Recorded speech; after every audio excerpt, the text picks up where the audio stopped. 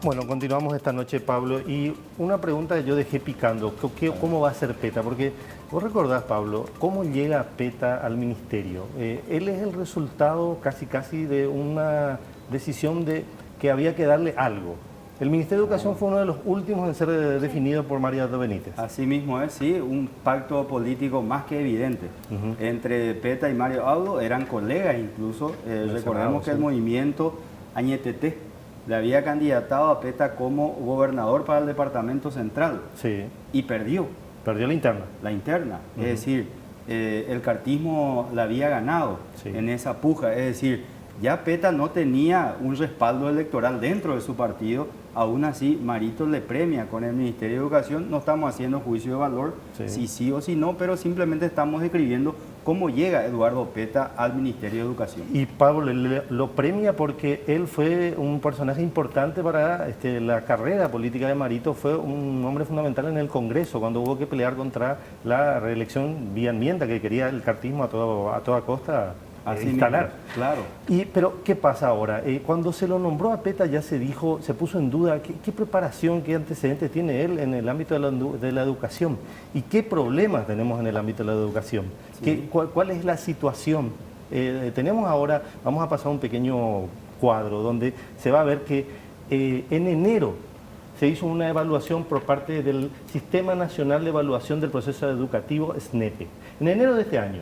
Y los resultados de las pruebas que fueron tomadas en el 2015 dijeron que los estudiantes del tercero, sexto, noveno grado y el tercer curso, el 90% de ellos está por debajo del óptimo y cerca del 50% debajo del medio.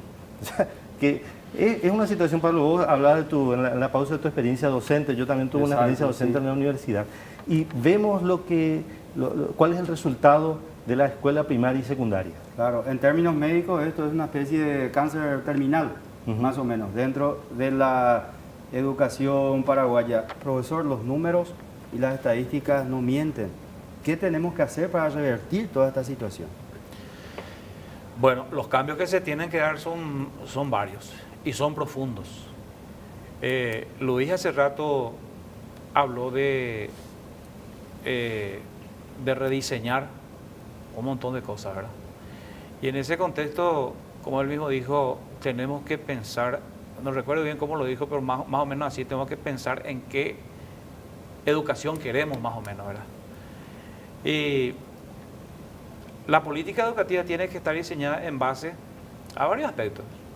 Uno, lo que la sociedad paraguaya necesita.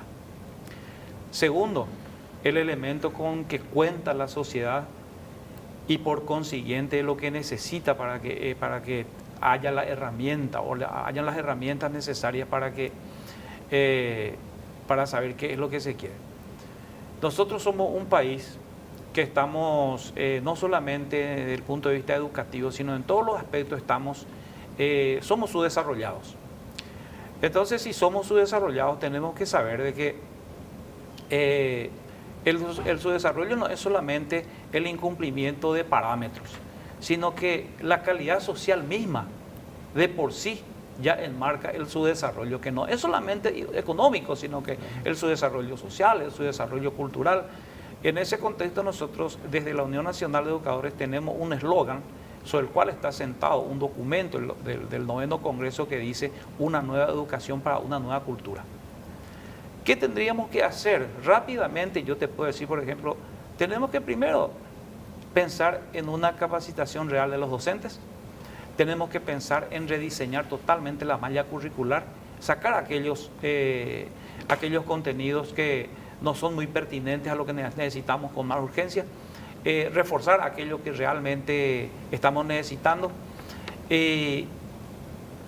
orientarnos hacia la educación que queremos, o sea, la educación que necesitamos, porque a veces yo digo, ¿será que luchamos por la educación que queremos o luchamos por la educación que necesitamos? Porque probablemente lo que estamos queriendo es la educación que estamos teniendo. Sí.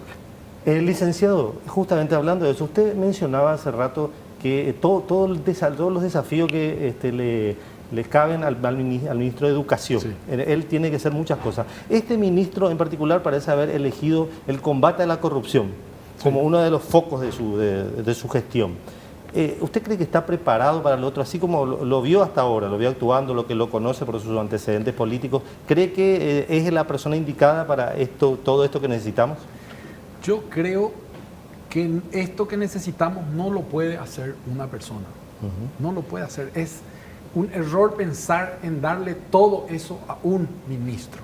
Independientemente que este ministro en particular llega, como bien lo señalás, con su tarjeta de presentación como una persona que combate la corrupción. Sí. Y es un elemento sin duda importante y necesario también dentro del mismo ministerio. Pero no es lo único y no es quizás el escenario por donde hay que comenzar. ¿Por qué digo esto? No porque no haya que combatir la corrupción, no. Porque muchas de las cuestiones que hoy funcionan porque hay una estructura que la mantiene. Entonces, el combate a la corrupción se hace con algunas cosas muy visibles, que además no son muy visibles, pero que detrás hay una estructura que no funciona o que está corrupta. Y esa estructura nunca se mueve y no se va a mover así nomás. Entonces, en eso hay que pensar. Voy a poner un ejemplo. Cuando pensamos en la educación, no podemos pensar que la educación es homogénea. La educación de Paraguay tiene por lo menos 3 escenarios: el rural urbano y el urbano, por decir 3 nomás. Pero en el sector rural, muy rural, donde existe muy poca posibilidad que maestros buenos estén trabajando ahí. Hay maestros que no saben leer y escribir, porque no tuvieron esa formación o esa oportunidad, o porque tuvieron que entrar al aula en un momento de expansión y no se trabajó bien la base. Pero ¿cómo que no saben leer y escribir? Entonces, ¿cómo son maestros? Así es. Entonces, yo comparto plenamente lo que dice Rafael y él es un ejemplo dentro de la organización de maestros.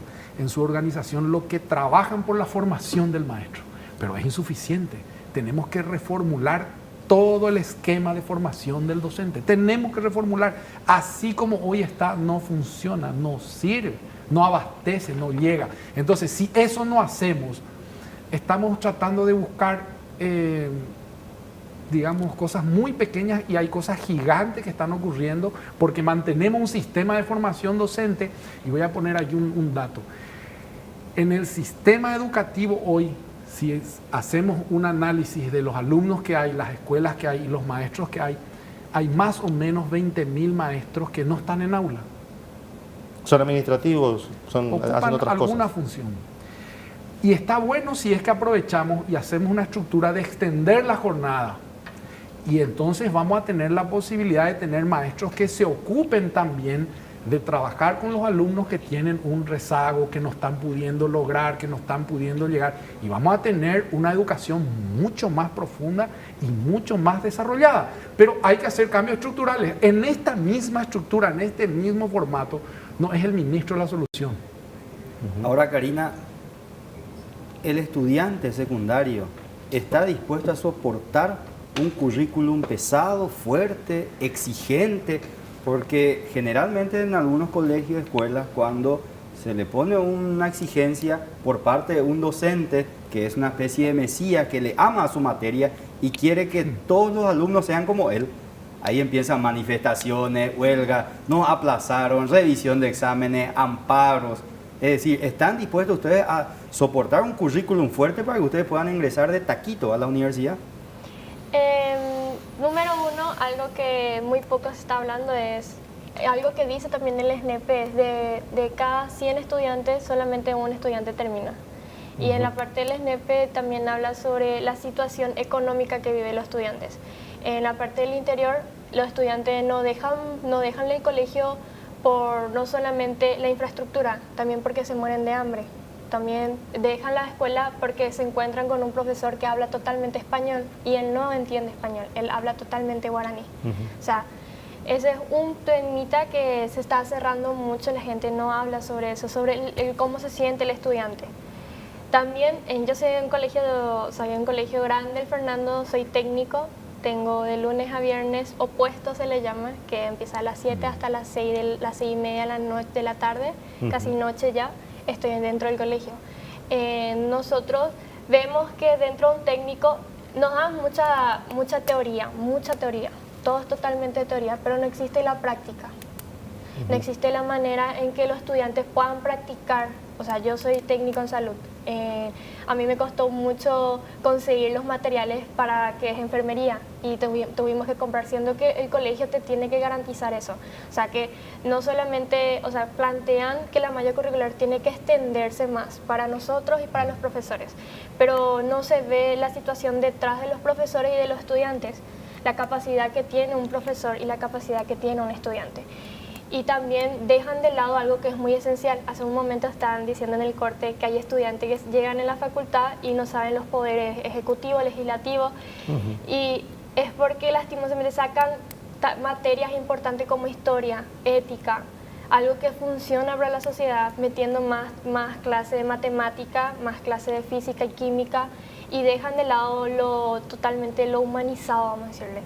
Y nosotros como estudiantes decimos que la malla curricular tiene que basarse en lo social y en lo humanizado de una manera que es mirar primero el sector donde van a instalar esa educación, que es, como dijo, el rural, urbano, y también la parte étnica, porque se olvidan de los compañeros indígenas, que ellos tienen totalmente una cultura diferente a nosotros, y acá hay más de 18 tipos de comunidad indígena, aborígenes realmente. Sí, naciones indígenas, sí. Y no se le puede dar a ellos una educación de la mía, que es totalmente ya algo que vino ya de la colonización española. Y ese no se está hablando, y creo que la manera en que se puede cambiar esto es, claro, con una transformación educativa, pero que se base en la situación de los estudiantes y de los profesores. O sea, Pablo, estamos hablando del ideal, de lo que se tiene que hacer, pero vamos a ver un poco después del corte. Se planteó que le preguntemos a nuestros invitados qué es lo que en realidad espera que pase, de acuerdo a lo que tenemos, ¿verdad? Porque se habla mucho de los ideales, pero este ministro, este sistema que tenemos, esta administración, ¿está en condiciones de llevar adelante todos estos cambios que se necesitan? Lo respondemos después de la pausa.